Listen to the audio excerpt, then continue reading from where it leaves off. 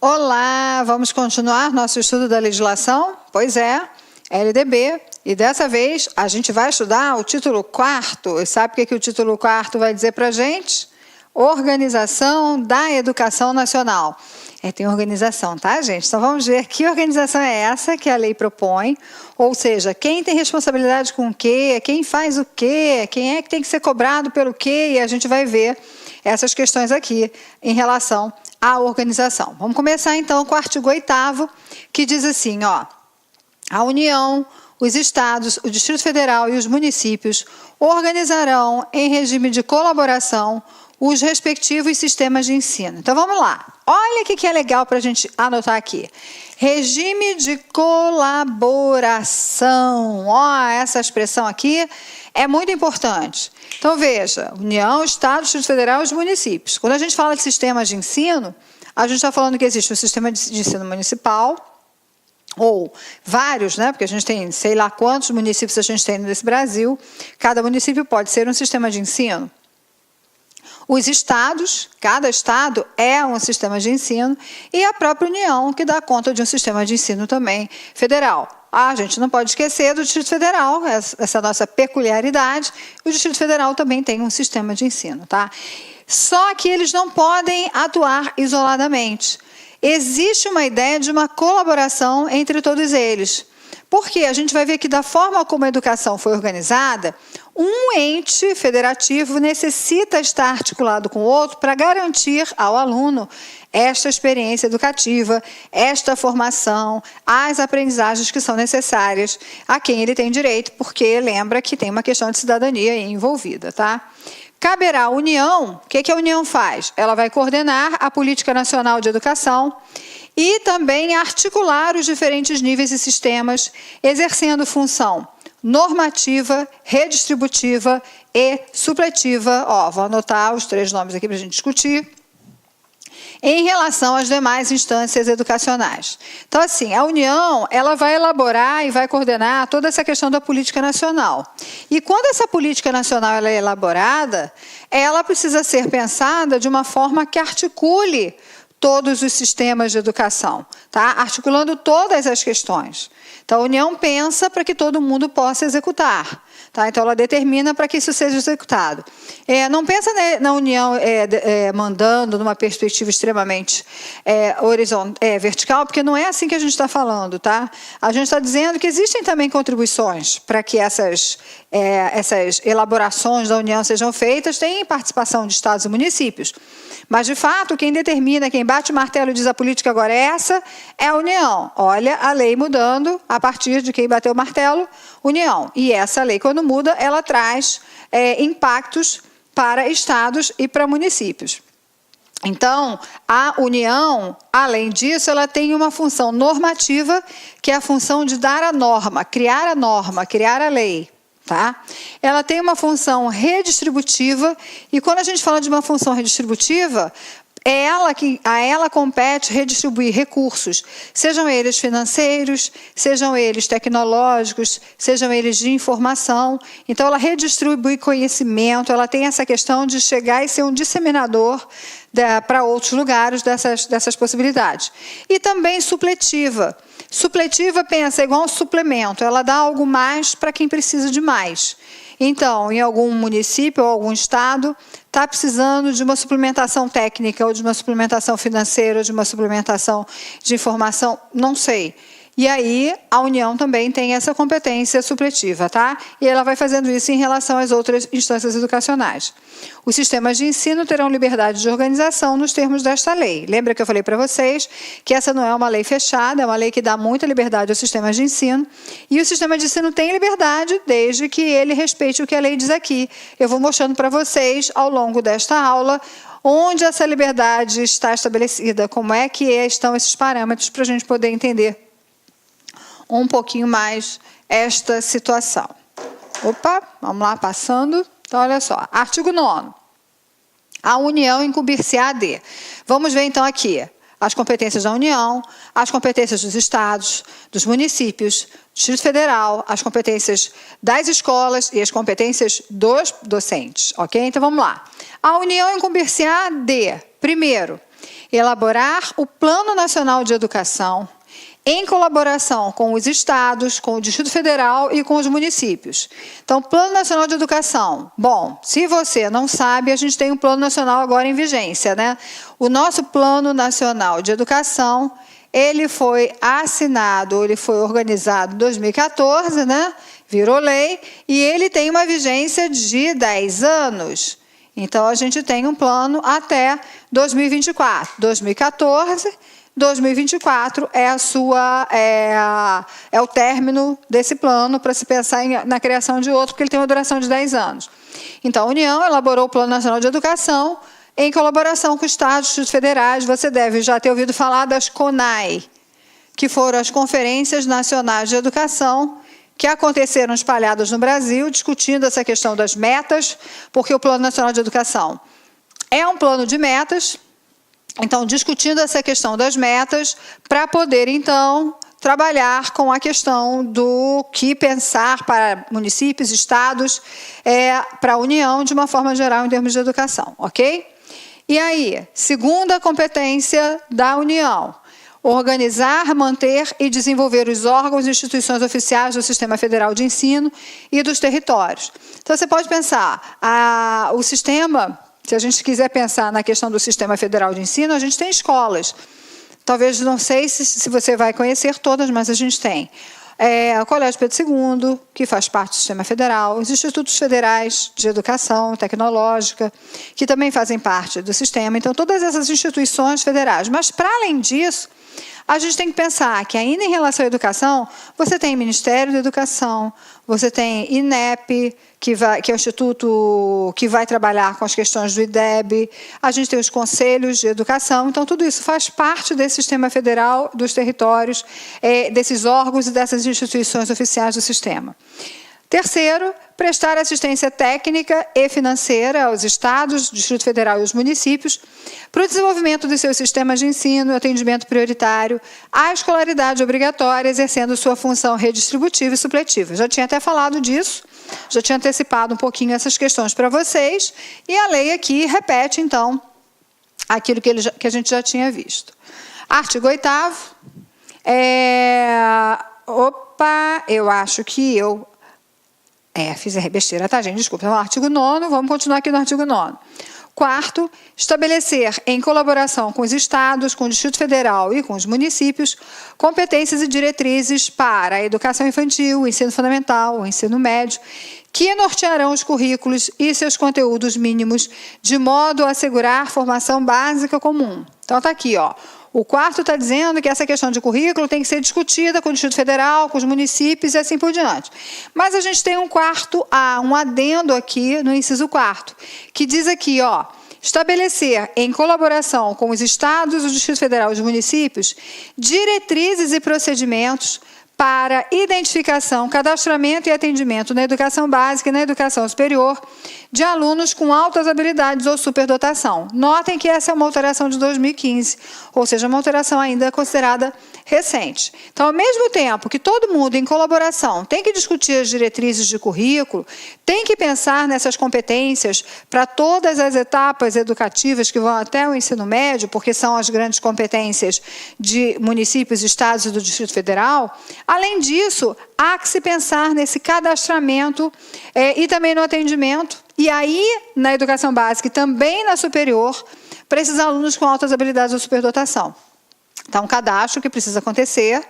Não posso te dizer se esse cadastro já é uma realidade em todos os municípios, se essas informações já estão todas elas catalogadas, não sei dizer, mas, na realidade, existe essa previsão para que isso aconteça na lei. Até porque, infelizmente, tradicionalmente, a educação especial, ela atende muito mais as crianças com deficiência, o olhar é muito mais voltado para as questões da deficiência, dos transtornos globais do desenvolvimento, do que para as questões das altas habilidades de superdotação. E isso é uma forma de colocar o olhar para essas crianças para poder investir em novas formas de aprendizagem, para ampliar o potencial que essas crianças já têm. O quinto, ainda em relação à União, que tem que coletar, analisar e disseminar informações sobre a educação. Então, pesquisas, vocês podem ver que quando há, por exemplo, as provas, você tem a Prova Brasil, todo o resultado depois é divulgado não só para as pessoas da escola, mas toda a população sabe onde acessar para que possa investigar alguma coisa, então ela tem esse papel de coletar, de analisar e disseminar essas informações. Também de assegurar processo nacional de avaliação do rendimento escolar, no ensino fundamental, médio e superior, em colaboração com os sistemas de ensino, objetivando a definição de prioridades e a melhoria da qualidade do ensino. Então, sempre em parceria, esse Processo Nacional de Avaliação do Rendimento Escolar, que é a ANRESC, que vai justamente pensar nessas questões de avaliar, como avaliar, e dessa avaliação fazem parte as provas. Vocês sabem que as provas, seja a Provinha Brasil, a Prova Brasil, elas têm, ou a ANA, né, que é a Avaliação Nacional de Alfabetização, elas têm sempre uma parte de um questionário para ser respondido pela escola ou pelas crianças, dependendo da idade, ou pelos dois, né? Então, sempre pensando nessa questão da melhoria da qualidade do ensino. Baixar normas gerais sobre cursos de graduação e pós-graduação. A União é a responsável direta sobre os cursos de graduação e de pós-graduação. Quando a gente fala de pós-graduação na lei, pensa especialmente em mestrado e doutorado, porque o que a gente chama de pós, a lei vai tratar mais como uma especialização, que é a pós-lato sensu, e a pós-graduação estrito sensu, que é o mestrado e doutorado. Então, pensar nessas normas gerais sobre os cursos de graduação. Então, essas normas gerais envolvem pensar nas diretrizes curriculares nacionais, que eu já falei logo quando o primeiro vídeo que a gente discutiu essa questão da legislação educacional, e também a perspectiva da pós, sendo pensada pela União, que é o gestor maior desse processo educacional. Assegurar processo nacional de avaliação das instituições de educação superior com a cooperação dos sistemas que tiverem responsabilidade sobre esse nível de ensino. Então, ela vai pensar, o ENAD, exatamente isso, essa avaliação da educação superior com a cooperação dos sistemas que também têm responsabilidade. Então, por exemplo, o Estado do Rio tem uma universidade, que é o UERJ, Universidade do Estado do Rio, como diferentes outros estados. Então, nessa perspectiva, o Estado colabora com a União porque tem uma universidade estadual e também porque existem universidades privadas dentro aqui do Estado do Rio de Janeiro, como existem outros. Então, existe sempre uma ideia de competência e de colaboração entre todos. Lembra que eu marquei para vocês a ideia do regime de colaboração entre os entes federativos e toda hora a lei vem apontando para a gente essa necessidade dessa colaboração. Tá? Vamos lá, para eu não passar errado. Autorizar, reconhecer, credenciar, supervisionar e avaliar, respectivamente, os cursos das instituições de educação superior e os estabelecimentos do seu sistema de ensino. Então, a União tem que olhar isso, ó. Ela vai olhar para os estabelecimentos do seu sistema de ensino. Ah, mas olha, o Colégio Pedro II tem educação infantil, mas é federal, então é responsabilidade da União fazer também a avaliação dos seus estabelecimentos. Mas também ele tem que fazer isso com as instituições de educação superior, todas essas instituições de educação superior. Então, autorizar funcionamento, reconhecer, credenciar, supervisionar, avaliar, isso tudo é competência da União. Parágrafo 1º, na estrutura educacional haverá um Conselho Nacional de Educação. Então, a gente tem um Conselho Nacional de Educação com funções normativas, criando normas, e de supervisão e atividade permanente criado por lei. Então, a gente tem, em relação a essa especificidade da União, o Conselho Nacional de Educação. Para o cumprimento do disposto nos incisos 5 até o 9, que a gente viu, a União terá acesso a todos os dados e informações necessários de todos os estabelecimentos e órgãos educacionais. Então, a União tem acesso a todos os dados. Matrícula, currículo, avaliação, todos os dados são disponibilizados, precisam ser disponibilizados para a União. As atribuições constantes do ensino nono poderão ser delegadas aos estados e ao Distrito Federal, desde que mantenham instituições de educação superior. Que é aquela ideia da avaliação que a gente viu, desde que elas mantenham instituições de educação superior, elas também podem fazer esta avaliação. Artigo 10º. Agora a gente vai passar para aquilo que os estados têm. Preste atenção que aqui a gente coloca no plural. Estados. E agora sim nós estamos falando do estado de Minas, do estado do Rio de Janeiro, do estado do Espírito Santo, do Rio Grande do Sul, de, Roraima, onde for. Nós estamos falando dos estados. Então, o que os estados têm que fazer? organizar, manter e desenvolver os órgãos e instituições oficiais do seu sistema de ensino. Então, a sua Secretaria de Educação, as suas escolas estaduais e outros órgãos que os estados possam ter, que sejam relativos à educação, precisam ser mantidos pelo Estado, por aquele Estado específico, né? Os estados também têm que definir com os municípios formas de colaboração na oferta do ensino fundamental, as quais devem assegurar a distribuição proporcional das responsabilidades, de acordo com a população a ser atendida e os recursos financeiros disponíveis em cada uma dessas esferas do poder público. Então, olha só, o ensino fundamental, está aqui, olha, ele é de responsabilidade partilhada entre estados e municípios. Pensa só, um estado, ele tem diversos municípios. E como é que ele vai partilhar? Ele usa uma regra única para todos os municípios? Não. Ele vai usar a regra, na realidade, que vai ser possível de acordo com a realidade de cada município.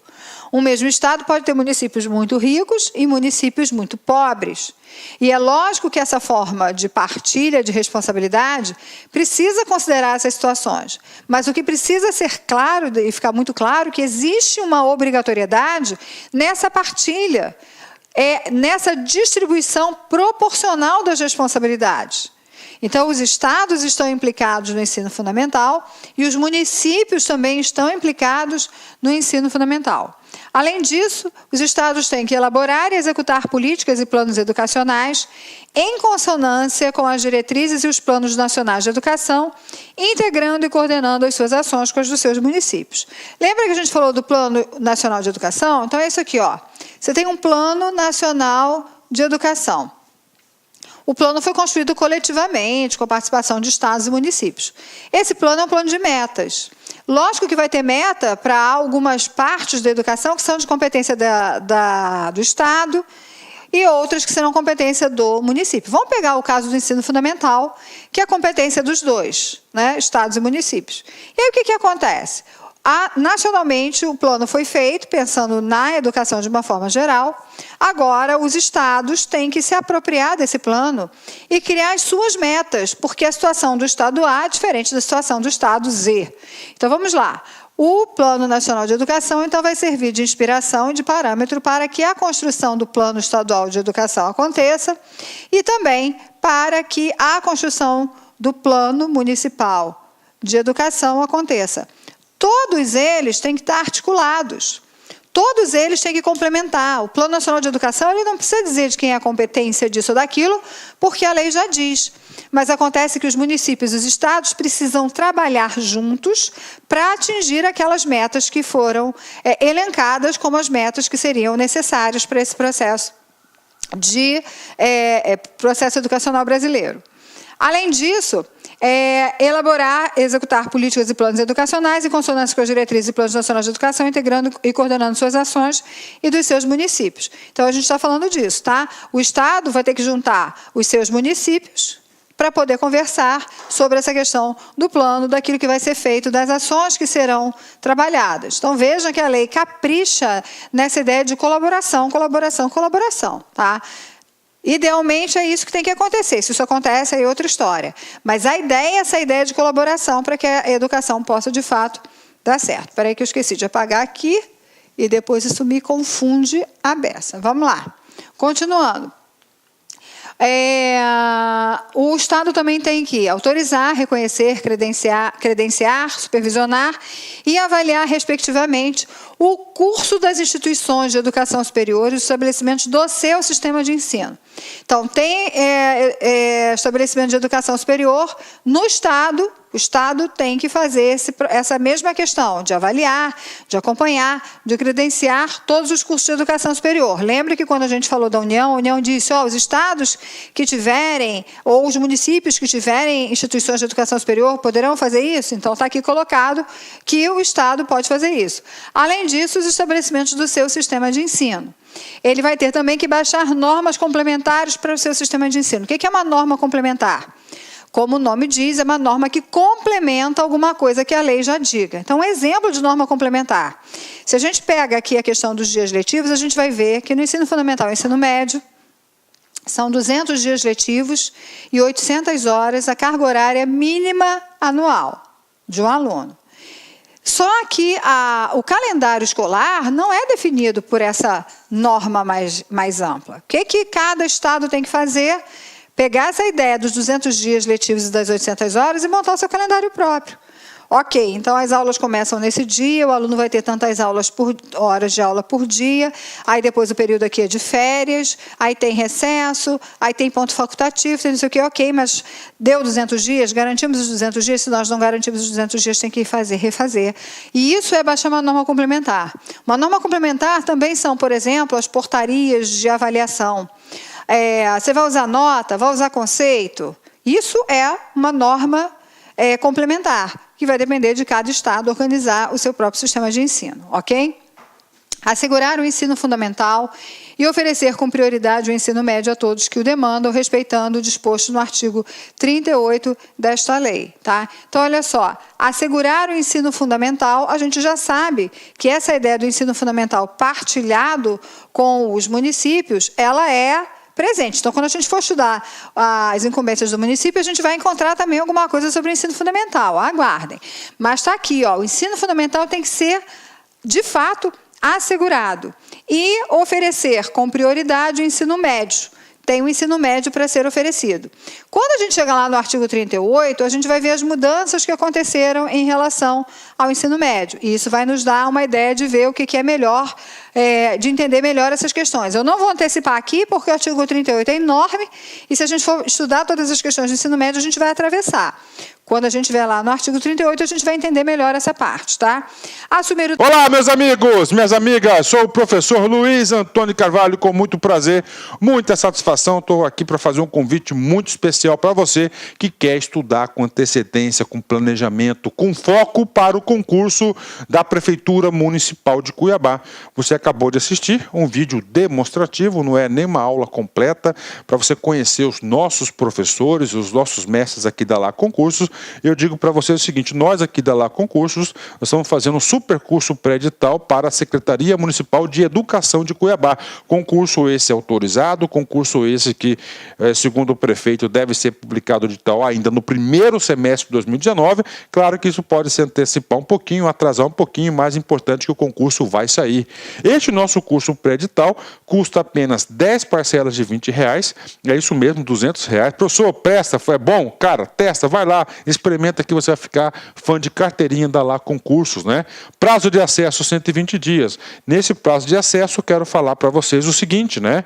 Este curso é um pré-edital básico, que a gente tentou aí montar uma estrutura para atender tanto os cargos de nível médio quanto nível superior. Quando o edital for publicado, né, nesse período aí, se você tiver prazo de acesso válido, você vai ter condições de fazer o seguinte, o upgrade da sua assinatura. A gente vai estar ajustando a custo zero para vocês, claro, dentro da nossa matriz curricular. Professor, depois dos 120 dias, o negócio enrolou. Aí é o seguinte, aí você tem direito a 50% de desconto na renovação da sua matrícula por mais 120 dias. Bacana? Então espero vocês aqui na Lá Concursos, pode ter certeza absoluta. Nós fizemos aí uma campanha aí de sucesso em 2017 na SEDUC. Nós tivemos alunos aprovados dentro do número de vagas.